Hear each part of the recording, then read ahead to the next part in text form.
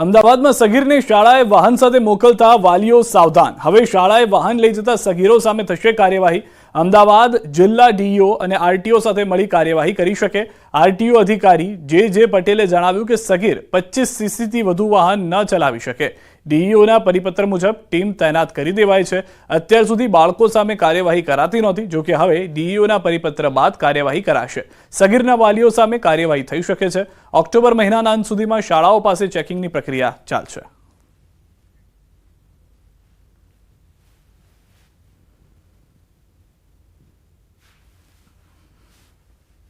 કે ડીઓ સાહેબે જે પરિપત્ર કર્યો છે કે આ બાળકો જે સગીર વયના બાળકો 25 સીસીથી વધારે વ્હીકલ ચલાવતા હશે એવા કેસમાં જ્યારે ડીઓ તરફથી અમને જે પણ આદેશ મળશે અમારી ઇન્સ્પેક્ટરની ટીમ એના માટે તૈયાર છે અને રેગ્યુલર બેઝિસ પર અમે મોર્નિંગમાં સવારે 7 થી 10નું ચેકિંગ જુલાઈ મહિનાથી ચાલે છે, જુલાઈ 18 તારીખથી, અને આગામી સમયમાં પણ અપ ટુ ઓક્ટોબર એન્ડ સુધી આ પ્રક્રિયા ચાલુ રહેનારી છે। અત્યાર સુધી અમે એવા બાળકો માટે કોઈ કાર્યવાહી કરી નથી, પણ આ ડીઓ સાહેબના જે પરિપત્ર થયો છે એના અનુસંધાને અમારી ટીમને અમે સૂચના આપીએ છીએ કે ડીઓ સાહેબના અને પ્રિન્સિપાલોના સંપર્કમાં રહી અને જે સ્કૂલોની અંદર અમે વાહન ચેકિંગ કરીએ છીએ એવા સ્કૂલોની અંદર આવા વિદ્યાર્થીઓ જો કોઈ પકડાશે 25 સીસીથી વધારે એન્જિન ધરાવતા વ્હીકલ સાથે, તો એની પણ કાર્યવાહી કરીશું। ગાંધીનગરથી સમાચાર। સીબીઆરટી પદ્ધતિ નાબૂદ કરવાની માંગ ઉઠી છે। ગૌણ સેવા પસંદગી મંડળ ઓફિસે પહોંચ્યા છે ઉમેદવારો। મોટી સંખ્યામાં જુનિયર ક્લાર્કની પરીક્ષાના ઉત્તીર્ણ થયેલા ઉમેદવારો એકઠા થયા। જુનિયર ક્લાર્કની અને ગ્રુપ એના મેરિટ લિસ્ટમાં વિસંગતતાનો દાવ। મેરિટ લિસ્ટ મુજબ કેટેગરીના 7 ગણા ઉમેદવારો લેવામાં આવનાર હતા। ગૌણ સેવા પસંદગી મંડળ હવે પછીની કોઈ પણ ભરતી સીબીઆરટી પદ્ધતિથી ન લે તેવી માંગ। વિદ્યાર્થી નેતા યુવરાજસિંહ જુગાર લોટરી જેવી અનેક ડકવર્થ જેવી સિસ્ટમ ગણાવી હતી। આ સિસ્ટમ નાબૂદ કરી જીપીએસસી પેટર્નથી યાદી જાહેર કરવામાં આવે તેવી માંગ કરી હતી।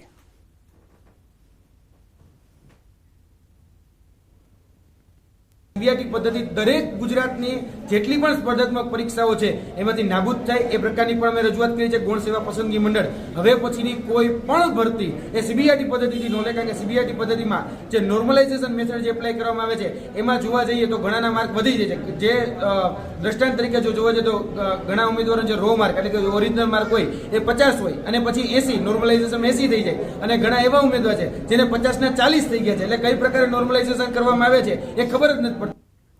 અમદાવાદથી સમાચાર। ઈડબ્લ્યુએસ આવાસ તોડવાનો મામલો। એએમસી કચેરી ખાતે કોંગ્રેસના ધરણા। કોંગ્રેસ ધરણા કરી નોંધાવ્યો વિરોધ। 182 કરોડના ખર્ચે બનાવ્યા હતા આવાસ, લાભાર્થીઓને ફાળવ્યા વિના તોડી પડાયા। મકાન જર્જરિત થતા વપરાશ વિના તોડી પડાયા છે।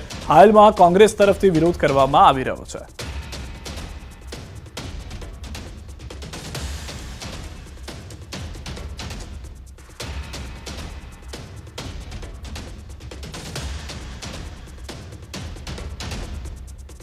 તો આવાસ તોડવા મામલે કોંગ્રેસના પ્રહાર। ગરીબ આવાસ યોજના નામ પર ભ્રષ્ટાચાર। 14 વર્ષમાં 22 મકાન જર્જરિત થઈ ગયા।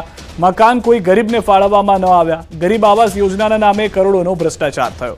ઈડબ્લ્યુએસ આવાસ તોડવા મામલે કોંગ્રેસે કોર્પોરેશનના અધિકારીઓને પણ ઘેરી લીધા છે।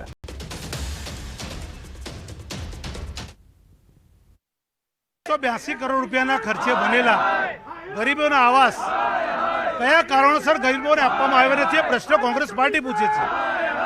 અને એવા કયા કારણો છે કે 2012માં બનેલા આવાસો એ 12 વર્ષની અંદર તોડી દેવાના કારણો શું છે?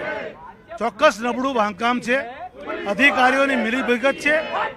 કોંગ્રેસ પાર્ટી એ માંગણી કરે છે કે આ લોકો સામે પોલીસ ફરિયાદ થવી જોઈએ, તપાસ થવી જોઈએ। जब उन आवास में एक भी गरीब को मकान नहीं दिया गया, एक तरफ झुपड़पट्टी मुक्त भारत बनाने की बात करती है, लेकिन उन झुपड़वासियों के नाम पर जब भ्रष्टाचार होता हो तो आज कांग्रेस पार्टी इस मुद्दे को लेकर सीबीआई जांच करने के लिए कह रही है मेयर को, और आने वाले समय में सीबीआई जांच नहीं होती है तो कांग्रेस पार्टी और आक्रामक तरीके से अपना आंदोलन जारी रहेगी।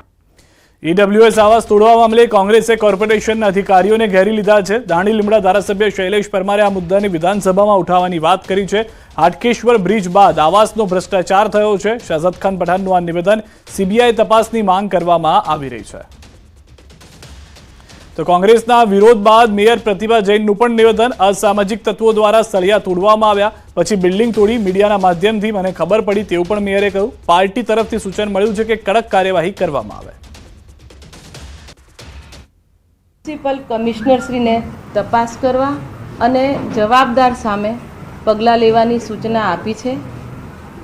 આ મકાનો મેસ્કોન ટેકનોલોજી આરસીસી મોનોલેથિક પદ્ધતિથી તૈયાર કરવામાં આવે છે, જે લાંબા સમયથી ખાલી પડેલ હોય અસામાજિક તત્વો દ્વારા તેની દિવાલો તોડી તેમાંથી સળિયા નીકાળી દીધેલ છે, જેનાથી સમગ્ર બિલ્ડિંગ ક્ષતિગ્રસ્ત થતાં એક બાજુ નમી પડેલ, જેને અમદાવાદ મ્યુનિસિપલ કોર્પોરેશન દ્વારા તોડી પાડવામાં આવે, જેની સામે જે તપાસ હોય કે પગલાં ભરવામાં આવનાર છે એની સૂચના વિભાગમાં આપવામાં આવી છે. જૂનાગઢના માણાવદરમાં કારમાં અચાનક આગ લાગી. માણાવદર જૂનાગઢ સ્ટેટ હાઈવે પર કાર સળગી ગઈ. કારના બોનેટમાં આગ લાગતા દોડધામ મચી. ડ્રાઈવર સમય સૂચકતા વાપરી બહાર નીકળી જતા જાનહાનિ ટળી. પાલિકાના ટેન્કરની મદદથી આગ બુઝાવાઈ. તાપી જિલ્લાના વ્યારાના આધાર કાર્ડ કેન્દ્ર પર આવતા અરજદારો થયા પરેશાન. તાપી જિલ્લામાં આધાર કેન્દ્રો ઉપર ખાસ કરીને 1 થી 5 વર્ષના બાળકોની આધાર નોંધણી અને આધાર સુધારણાની કામગીરીમાં ઓપરેટરો દ્વારા સચોટ ડોક્યુમેન્ટ લેવામાં આવે છે. તેમ છતાં કેન્દ્રની સાઇટ પર મોટાભાગની અરજીઓ રિજેક્ટ કરી દેવાનો આક્ષેપ અરજદારો દ્વારા કરાયો. દૂર દૂરથી આવતા અરજદારોને વારંવાર ધક્કા ખાવાની સાથે મુશ્કેલી પડી રહી છે. આધાર સુધારણીની કામગીરીમાં સતત ધાંધિયા થતા અરજદારો મુશ્કેલીમાં મુકાયા છે. બીજી તરફ આધાર નોંધણી માટેની અરજીઓમાં મોટા પાયે રિજેક્શન આવતું હોવાથી ઓપરેટરોને પેનલ્ટી થતું હોવાનું તેમણે જણાવ્યું. 3 મહિનાની બેબી છે મારી, અને એના હાથે મેં 10, 15, 20 દિવસે ધક્કા ખાઉં છું. હમણાં સવારમાં મેં 8 વાગે આવ્યો ત્યારે મેં કૂપન કઢાવ્યો, લાઈનમાં ઉભેલા તો મેં 4થા નંબર પર હતો. અત્યારે મને 16 નંબરની કૂપન મળી છે. લાઈનમાં સવારમાં એ લોકો એટલે બેઠેલા ત્યારે કૂપન આપી દેવું જોઈએ. મારા નાના બાળકનું આધાર કાર્ડ કઢાવવા માટે અમે 3 મહિના પહેલાં અહીંયા આવી ચૂકેલા હતા અને એનું અરજી અમે નોંધ કરાવી હતી, પરંતુ હજુ સુધી એનો આધાર કાર્ડ કે કોઈ પણ પ્રકારનું લેટર અમને મળ્યો નથી. અને ફરી વખત અમે અહીંયા તપાસ કરી તો અહીંના જે કોમ્પ્યુટર ઓપરેટર કે જે કોઈ અધિકારી છે એમને સ્ટેટસ તપાસવાની ના પાડી છે. હવે અમે નવા આધાર અને અપડેશનની કામગીરી અહીં કરીએ જ છીએ, પરંતુ આધાર કાર્ડ નવા બનતા નથી. એના પર પેનલ્ટી અમને ઇસ્યુ થાય છે અને ડોક્યુમેન્ટ પણ અમે સચોટ લઈએ છીએ, છતાં પણ યુઆઈડીમાંથી રિજેક્શનનું પ્રમાણ વધે છે